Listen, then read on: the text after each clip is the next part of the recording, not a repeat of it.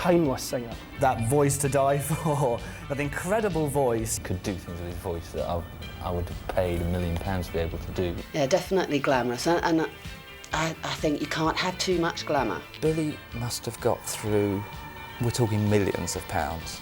He was a legend. We lost a hell of a singer and a hell of a person. One of Scotland's most colourful pop stars has been found dead near his Dundee home. Billy Mackenzie became a household name in the 1980s, fronting the band The Associates.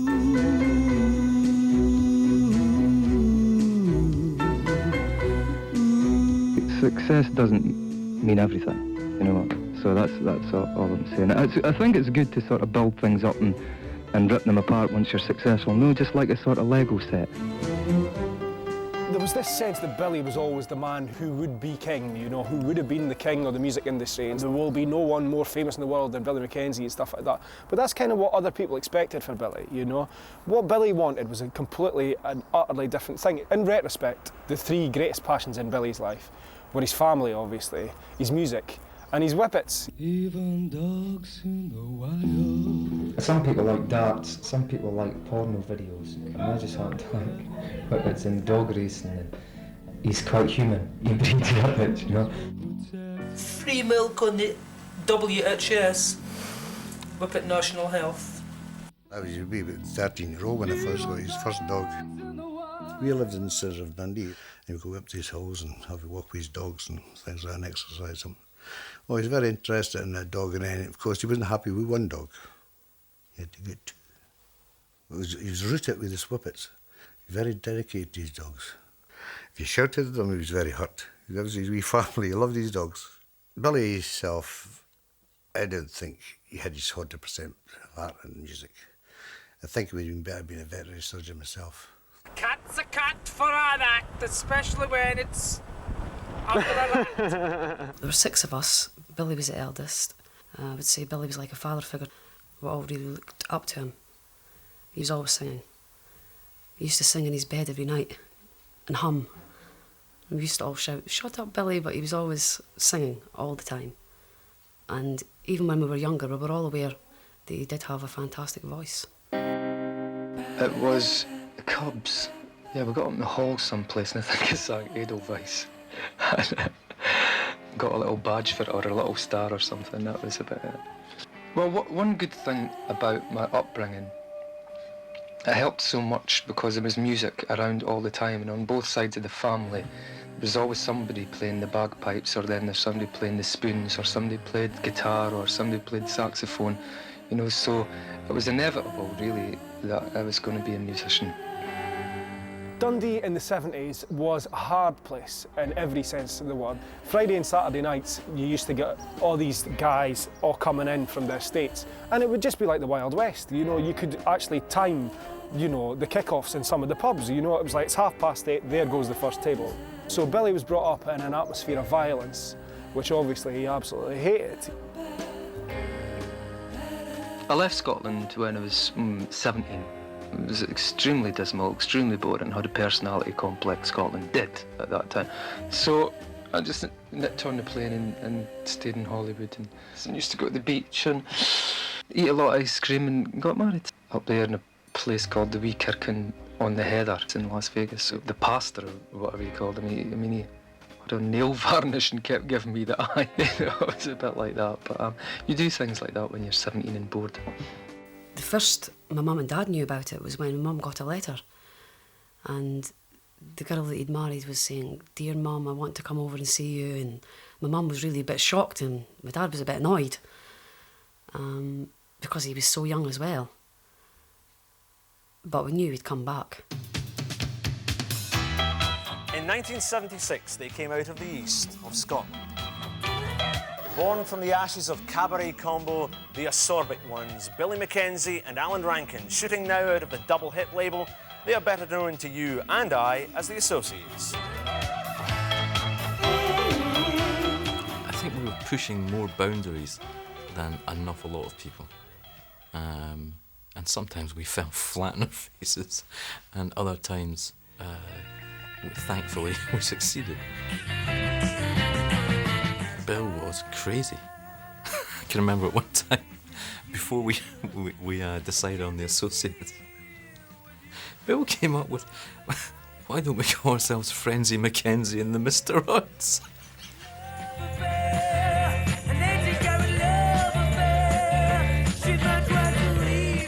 The first Associates concert in Edinburgh, around about 1979, we'd heard about this band and just went along to see them, and it was amazing. It was just fantastic because it was so different from anything else around at the time.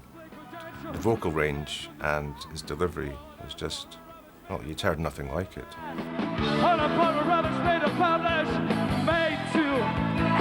There's nothing quite like that around. I mean, I suppose the nearest thing you could probably get to it is something like perhaps some of the more kind of operatic stuff of Queen, or the slightly more kind of possibly Brian Ferry or Bowie influence and that sort of glam, you know, loungy sort of stuff. But he went much beyond, much further than that.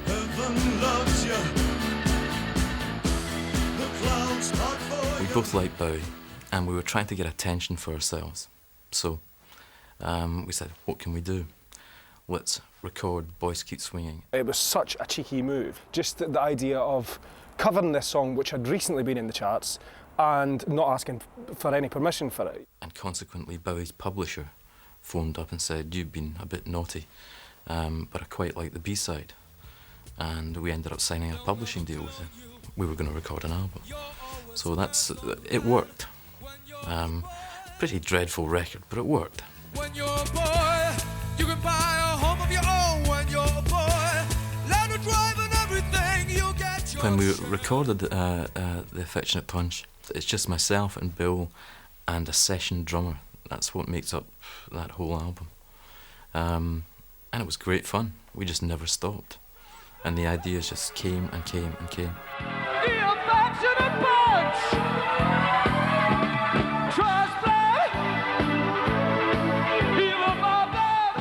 At the time that they started recording the singles that would make up Fourth Drawer Down, I mean, the Associates were basically skint and living off their wits, which was no problem really for Billy. And it was a really sneaky sort of situation, basically. They had record companies who were interested in them at the time, who would give them demo time or money to record songs. The Associates would then go into Morgan Studios in Willesden, record new songs, give the record companies old songs, sell the new songs to Beggars Banquet and pocket the dough. Go and have some breakfast and think about doing it the following week. It wasn't really a scam, it was just being productive, I think. These sessions were rocket-fueled, you know, to say the least. You can hear that sort of nocturnal paranoia in the songs, definitely the edgiest, oddest music.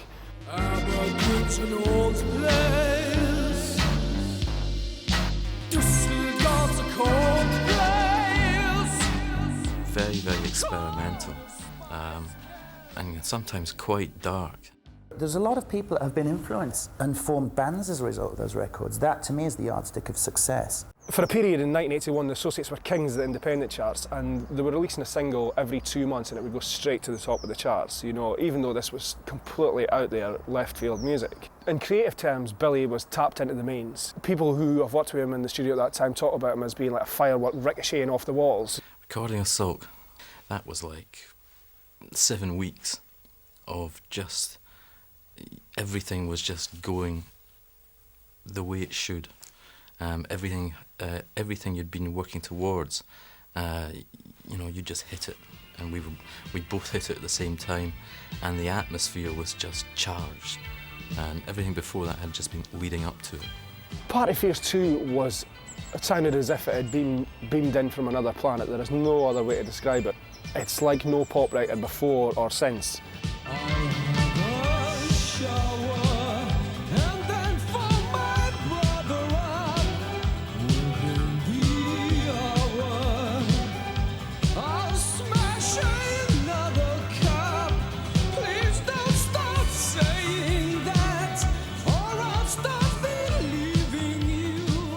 Party Fears 2, Bill and I wrote the beginnings of that and most of it, and certainly the piano motif and, you know, the structure of the song. I think Bill wrestled with the lyrics for a good 2 years before he was happy. They're beautifully crafted as well. He never dashed them off. He spent a long, long, long time on them. He really did, but you never saw him labour over these things.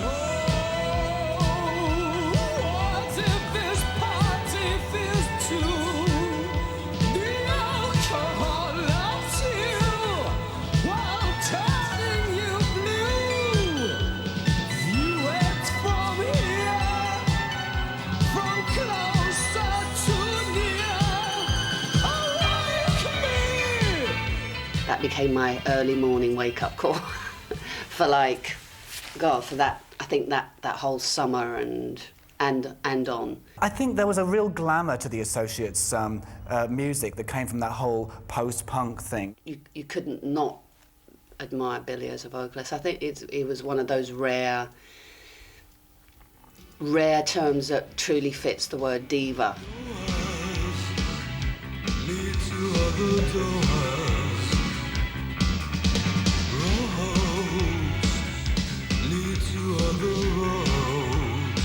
But this very individualistic style that spoke of something glossier and glittering and glamorous and special, I think. There was nothing mundane or miserable or depressing about his voice or the Associates' music, but it had this dark twist to it as well. It wasn't to everybody's taste and to everybody's cup of tea. To break through, as the Associates did, was a major achievement.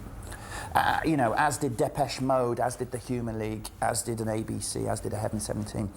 I'm not on Duran Duran, a Spandau Ballet. Those were the sort of key groups in that period. Everyone would be stalking round each other and then sort of maybe mouthing off against each other. A lot of bitchiness as well, I think. Billy seemed to be able to swan into it quite happily. He certainly fitted in and would swan around the town, and we'd go out to different bars and clubs and things. The early 80s was very hedonistic, it was very lots of nightclubs, the whole London scene. The pop was about that. It was about that hedonism. Yeah, we had parties, but I wouldn't put us in the same league as Queen or something. I think they really knew how to do it. He was always kind of on the outside of it, really, even though he was in the thick of it. He would suddenly then disappear for 2 or 3 months and he'd go back to Dundee or whatever. A part of him did enjoy walking the landscape, in Dundee, but a part of him must have loved coming to London and must have loved the spotlight. He always, to me, seemed to be more interested with his dogs first and music second. One of his dogs had just had puppies, and Sarah, my wife, was in the studio, and Billy came in with a big overcoat on. And he came over to us, he went, "Oh, right, hello," and "Oh, all right, Billy, how are you?" He went, "Oh, Sarah, I've brought you this," and took out of his coat this tiny little whippet, and just gave it to Sarah. And as we were leaving, I remember saying to him, "Billy, look, that's really way out of order, but obviously I've got to look after it now, because there's no way Sarah's going to give it up. So what do I do? What do I feed it on or anything?" And he just said, "Oh, the best thing to give them is sardines." So I did for the next 2 weeks. I was feeding the dog sardines, and it was disgusting. Its breath was disgusting. It used to fart it would just melt furniture. It was terrible. So I just thought, there's something wrong with this dog. It's not well. So I took it to the vet, and he checked it out and said, "Oh no, it's fine. It's a very healthy young pup." He said, "What are you feeding it?" And I said, "Sardines." And the vet just burst out laughing. He said, "What?" And to this day, I don't know whether Billy set me up on purpose or whether he did really used to feed his dog sardines. Bill and his whippets. Double bed for Dempsey, bed for me, and the Z bed for Bill. And dogs just roaming around in this other room, trashing the place. Bill was, he was banned from every Holiday Inn on the planet. The Holiday Inn wasn't a particularly expensive hotel, and I think if we'd have tried to put them in kennels, it would have been just as expensive. So it was a sensible arrangement. Very practical, in fact. 13 in the hit parade, Club Country with the Associates. For that little period in 1982, the Associates made Top of the Pops their own. Pure cheek, really, that's what was coming through. The fault is, I can find no fault in you. It's all to say it, or I'll say it for you. I think Bill, around the time of Club Country, is right on it. He said, "Oh, right, okay, this is what you have to do." But I think someone like Bill is easily bored, and he's saying to himself, "God, am I going to have to do this to this camera for the next 15 years?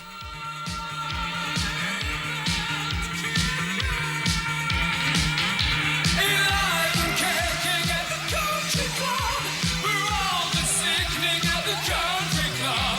It drives from nowhere, leaves you in the cold. Refrigeration keeps you young. Club Country basically invented house music 5 years before Marshall Jefferson invented it in Detroit. And I mean, the hook, a drive from nowhere leaves you in the cold, the refrigeration keeps you young, I'm told. And people sang along to this, you know. So, I mean, if the mark of a great pop record is that it's uniquely catchy and slightly dangerous, then, you know, Party Feast 2 and Club Country were certainly that. She knew what I was doing. She threw a ring back in my face. An 18-karat love affair with every step we bear. So we got me sitting in the And then you could tell by the time 18-Karat Love Affair came out, he was bored. And he was trying to do other things. And he was starting to take the piss out of Martha, you know, with the old heart and dragging it away and all that stuff. She might want to be even harder left alone. And you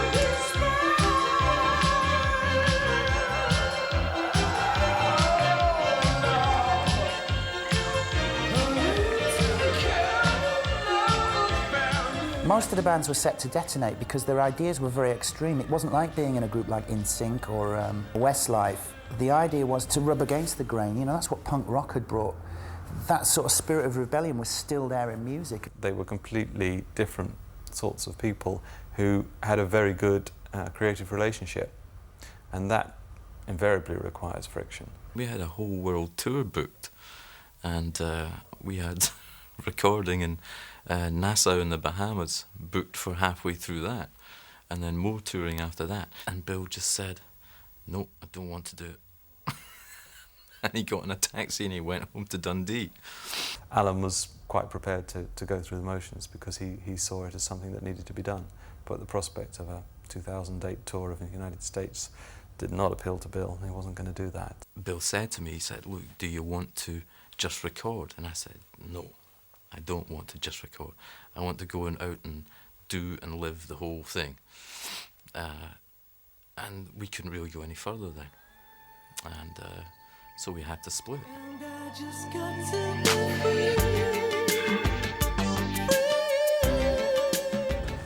When the album comes out, will it be under the name of Billy Rank? Billy Rankin. Billy Mackenzie. Oh, Leslie. Thank you very much. Billy Mackenzie or the Associates?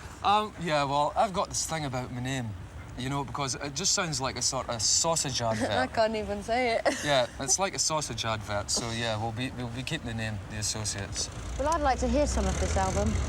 In fact, your single. When does it come out? Well, I suppose being a bit spoilt for choice, this was, you know, these record companies you can get. Well, mine's is called Warner's. Yeah. And I signed to them because I like Bugs Bunny. He sort of arrived with a reputation. I was quite, I was actually slightly nervous about dealing with the Associates because their reputation was pretty terrible for drug abuse, eating money, like it was going out of fashion, and from a record company standpoint, being quite unreliable. So when I actually first met Billy, I was quite disarmed by the fact that he was very charming. I thought that he was a bit of a genius, and we gave him, despite what you might have read in the NME, we actually gave him complete creative control. He had a successful run during Sulk, and then the record that I really worked on was Perhaps. And I really believed in those first impressions. I really thought that was a hit. keep us guessing in unfamiliar ways. I used to sort of allow him to get on and do it the way he wanted to do it. He always had a little twinkle and always had a kind of, oh, but Max, you know, it could be great if I do it my way. Aye, all right then, Martin. OK, we'll do it my way, though, eh? And I'd go, all right then. So I realised from a very early stage that Billy was not really going to take advice. Even when he was in a hole, he wouldn't take advice, you know. He really was more interested in doing it his way. He had a vision. But at the time of recording, perhaps, everyone involved says that that was really Billy's vision, you know. When he would record the vocals 40 times, producers were tearing their hair out. Because ultimately, Billy didn't want to release the record. He wanted to keep on changing. And it got to the point where he would refuse anything to delay the release of the record, because ultimately he was afraid of it failing. He was, like all artists are, he was afraid of it not living up to the expectations of the previous records. I think he thought he was doing his best work at the time, and I think he thought it was very commercial. I think he thought Waiting for the Love Boat was a #1 record. The British public didn't agree. I'm sure that this is last flow. Just for rest. Waiting for the love boat, waiting for the love boat. Waiting for the love boat, waiting for the love boat. Knowing what you want and taking full advantage. We both had this same criticism levelled at us, that we were both very individualistic, stylistic singers, and there were those that said we were the worst singers in the world, and there were those that said we were the best singers in the world, and I think we both felt an affinity with that. We had this love or hate thing with the public. They either loved us or they hated us, but there was no middle ground. My flesh was always weak, my tango less than cheap. Such grandeur took its toll and left me here with a wretched soul. So take me to the ground. I don't think consistency was part of his blueprint, really. I mean, it strikes me that he was like a maverick, really. You know, he was always chasing something. Maybe getting frustrated because he didn't find it. Maybe he was just starting to understand that the world wasn't kind of designed for him to continue doing what he wanted to do unhindered, you know. By this point, Warners were definitely winning in their battle to turn Billy into a bland, white soul singer. I think it was later on when he kind of got a bit pissed off with you know, me suggesting that he should do Heart of Glass. So in these videos he looked hellishly uncomfortable, particularly in Heart of Glass. I mean, he's squirming, really. I mean, he's trying his best, you know, because obviously he knows that if this isn't a hit, he's going to lose his deal. Was I love and it was a guess? Soon turned out, had a heart of glass. He didn't like the camera. He thought the camera was a gross invasion of privacy because it looks right into your soul. I think we started to realise we had an affinity with each other because we liked playing live at that time and making records, but we still didn't really feel part of the music business. I once was lost, but now I'm found. Was blind, but now I see. He was poor on TV, never looked relaxed. He was just impossible to get to do the things to make hits. I think we had things in common because we were both difficult artists in a way. We both wouldn't do what the record companies wanted us to do. I think Billy was very much like that. He wanted to do what he wanted to do in the way he wanted to do it, and record companies tried to tie in with various producers, tried to make it work, and they just couldn't sort of harness it or market it. He did a show at Ronnie Scott's, and it was not only brilliant, but he loved it. I know all there is to know about the crying game.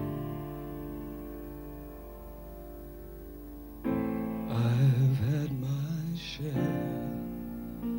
of the crying game. Between Warner's, Chris Parry at Fiction, his music publisher, and then after Warner's, Ashley Newton at Circa.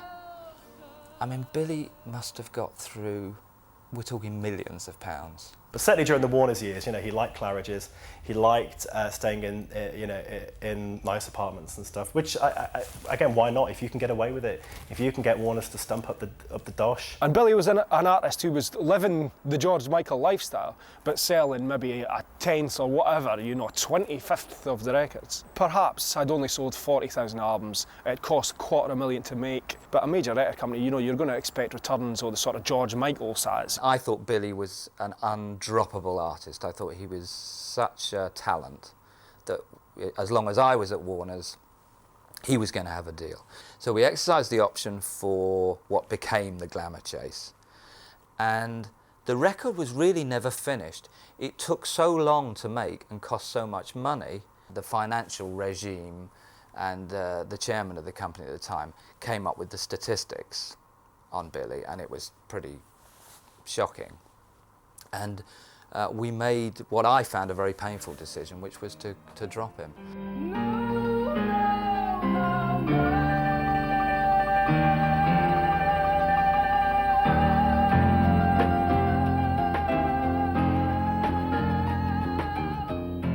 I booked a lunch with him. I took him to Maggie Jones, which is a restaurant just round the corner from the office in Kensington.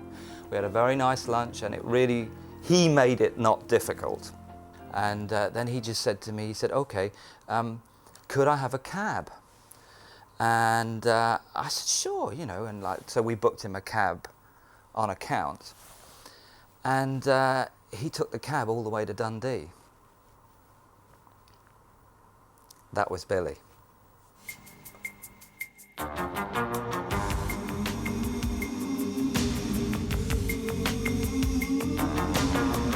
You know, Zurich was a bolt hole for Billy.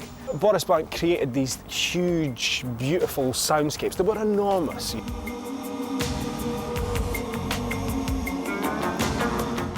Boris weaves magic in the studio, and terrific to work with. He gets the best out of me vocally, that's for sure. Whenever Billy Mackenzie came to Zurich, here to the Yellow Studio, he was sometimes a little bit shy at the beginning when we have met first time, but also he has a very childish humor as well, and he always say, Boris, quick, yeah, okay, I get the new harmony now, and again, that was kind of so fast. For him to guest on a Yellow record was like, it was like a mouth-watering proposition. It was at a time when people didn't do that. That was a new way of doing things. I think there was a great sense of glamour for Billy, you know, travelling to Zurich. You know, even though he hated travelling there, he hated the fly. And, you know, when he got there, he would be staying in these beautiful hotels, using the dry cleaning service and having really posh breakfasts and all this sort of stuff. And obviously, you know, he was there, you know, on one specific occasion, you know, for the recording of his song by Shirley Bassey. So tender the night when you hold me tight with you in my heart, the rhythm divine. And when she came here, Billy was so shy and kind of nervous, and when she started singing, he couldn't stay here anymore. He told me, Boris, I have to go out. I go for a walk and I come back in 2 hours or something. You know that these tears have kept me awake. But it's thrilling, colourful, erotic, sophisticated. The Rhythm Divine is probably the height of Billy's songwriting, and he did say that that was the one moment, you know, when he, you know, of total recognition, you know, for his aunties and his mum, you know, the fact that he'd, you know, written this song for Shirley Bassey, you know, everything before then had kind of just been mucking about. Watch movies, remind me of all of you. Baby on the Outer National album was the only track which I have written, and he was kind of fell in love with this track. But I must try and close my eyes and not see you. Oh, how I've tried. Oh, how I've tried. Oh, how I've tried. You can't describe his voice, and you can't compare his voice with any other big voices on this planet. Outer National, you know, was a great record for Billy, you know, even though it was the worst selling record of his career, creatively, it was brilliant. It was basically the soundtrack to Billy's life at that time. I think he was going to a lot of clubs and stuff like that, you know, leading a very nocturnal existence again. It's all the things that he loved about music, you know, it's really glacial, you know, it's European, it's detached.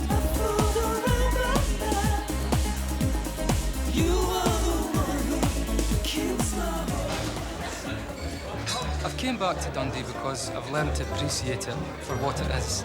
I've tried living in London, tried really, really hard, and I suppose it would help, you know, the Associates' career global-wise, but I don't think it's worth giving up what the city has to offer and your friends and your family, things that I think are more important than just, you know, making a fast buck.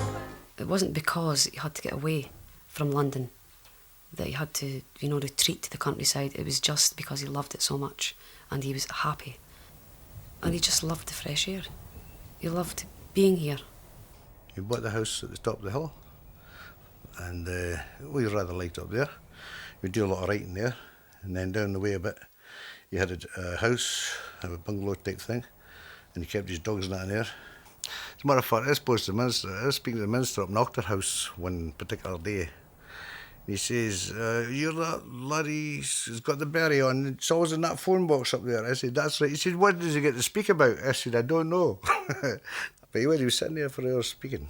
When he was living in Octor's house, he didn't have a tape recorder, and so he'd sing ideas down the phone and tape them onto my answer machine. No, I never lost touch with him.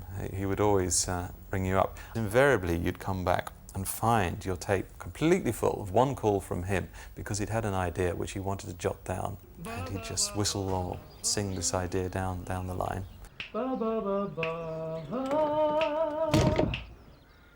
There's so much you want to give and so much you want people to hear, but still retain your privacy and your own personal life. I think that reflected in the way that Billy would always want to go back to the hills and the dogs, because that was his stable sanity area. And I guess that perhaps he was afraid being a big star as well, and he would like to just protect himself as a human being on this planet with his whippets and with his nature and his kind of very romantic dream of Scotland. That was more important for him, the freedom. He was incredibly open spiritually. He was never cynical about things. He would never write things off.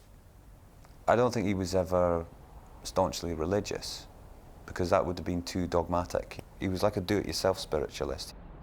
I worked on the Glamour Chase and Outer National, and then when he was out of contract with Circa, he approached me to collaborate on a couple of tracks, and that was around about 1992. He was really unhappy with Wild and Lonely, and I don't think it was so much the songs, I think it was the production, and it was just a typical mid-80s stir-up production, and he really hated it.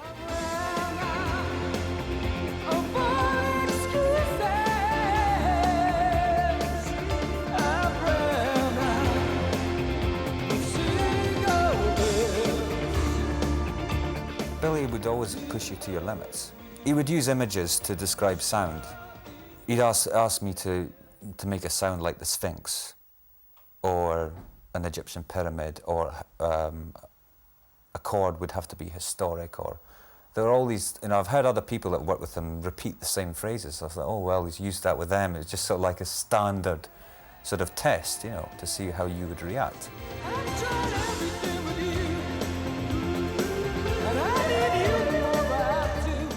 He would just concoct scenarios out of, just for the hell of it, just to create a new dimension to an evening. For some reason, unbeknown to me, he told the producer that we're working with, John Vick from the Finney Tribe, that I was not only a psychologist, but a psychologist to the stars. And he explained my absence by saying I was in Barcelona administering to Annie Lennox, and that I was not available because I was busy over in Barcelona sorting her head out for her. But never let me in on it at all. So when I turned up, John Vick just said, oh, how did you get on in Barcelona?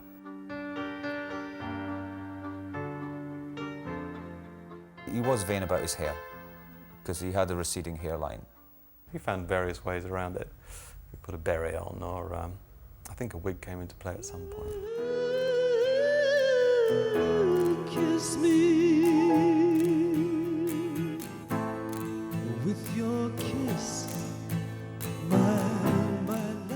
To sing like that, you have to know pain, I think. To be a great singer and to sing the songs of the type that Billy sings, you have to have this tortured soul, I think, and Billy was a tortured soul. Don't you know your life?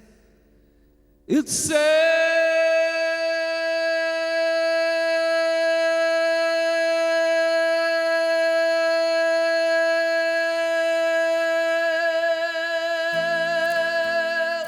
He didn't want to be a torch singer. He wanted to be a pioneer. And that's why he wanted to do electronic music, because he saw that as the way forward.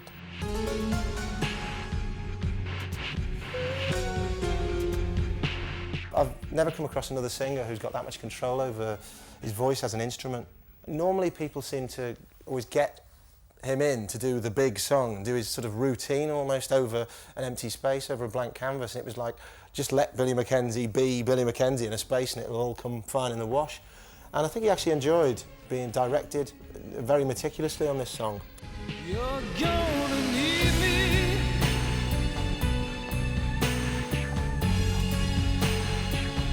It's the same in any language.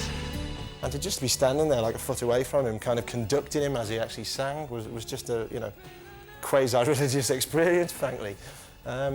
You know, and it's kind of reflected by the intensity of what he finally did on that song. You know, it was just before Christmas of 1996. This was actually the last thing that was finished in his lifetime. And he was so positive and so fired and so, you know, so vibey about it all. They won't love you like I do.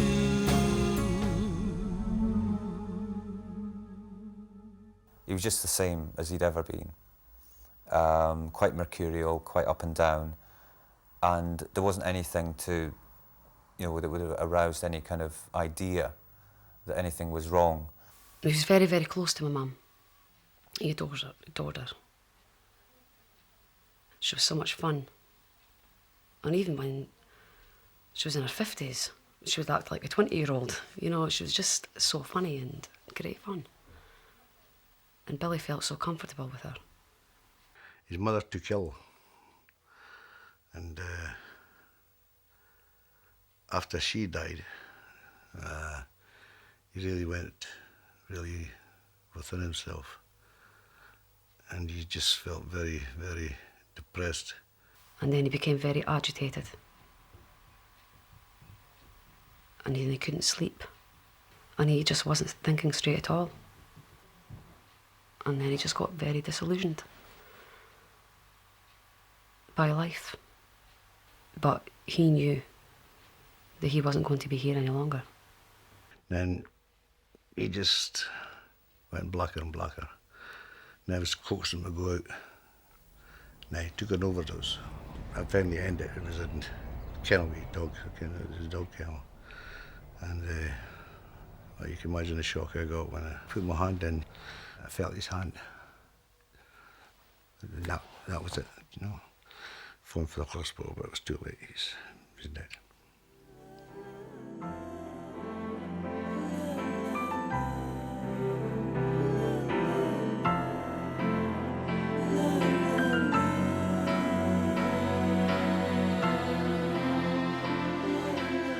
He had a magical view on life, you know, and a very innocent look on people and life in general.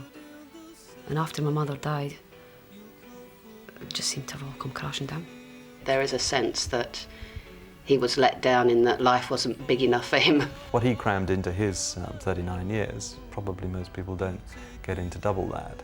I've had a hell of a lot of laughs in my life so far, but I've never laughed as hard as I did with Bill. Pop music's about the moment, we all know that, but there are records that do stand the test of time, and I'd say that Billy's been involved in quite a few of them. And hopefully Billy's death will make people rediscover at least Billy the singer, Billy the musician, Billy the maverick.